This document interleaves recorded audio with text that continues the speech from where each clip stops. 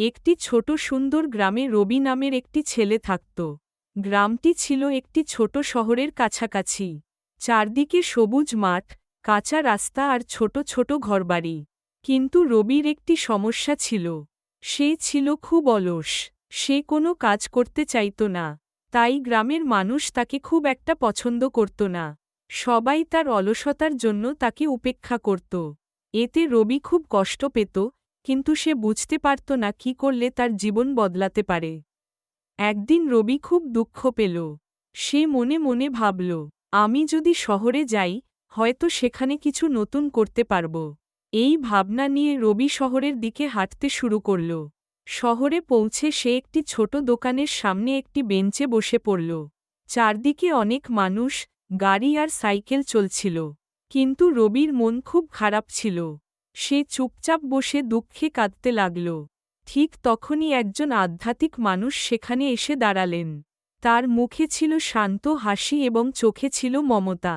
তিনি রবির কাছে এসে মৃদু কণ্ঠে বললেন, রবি, তুমি কেন কাঁদছ? রবি তার সব দুঃখের কথা বলল। তখন সেই মানুষটি বললেন, কেঁদো না রবি, জীবনে ভালো কাজ করো, বৃদ্ধ মানুষদের সাহায্য করো এবং যাদের প্রয়োজন আছে তাদের পাশে দাঁড়াও। মনে রেখো, অন্যকে সাহায্য করাই পৃথিবীর সেরা কাজ। এই কথা শুনে রবির মনে নতুন সাহস এল। সে ভাবল, আজ থেকে আমি ভালো কাজ করব। রবি উঠে দাঁড়াল এবং হাঁটতে লাগল।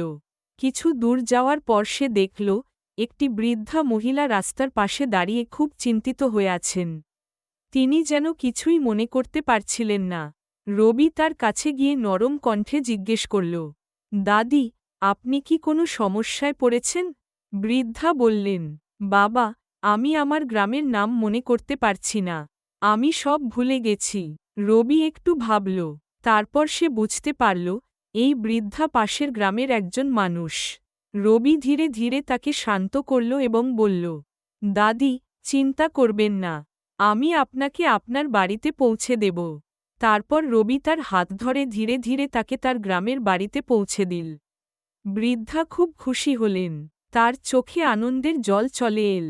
তিনি রবিকে অনেক আশীর্বাদ করলেন এবং বললেন, বাবা, তুমি খুব ভালো ছেলে। সেদিন রবি একটি বড় শিক্ষা পেল। সে বুঝতে পারল, মানুষের উপকার করলে নিজের মনও আনন্দে ভরে যায়। সেই দিন থেকে রবি আর অলস থাকল না। সে সব সময় মানুষ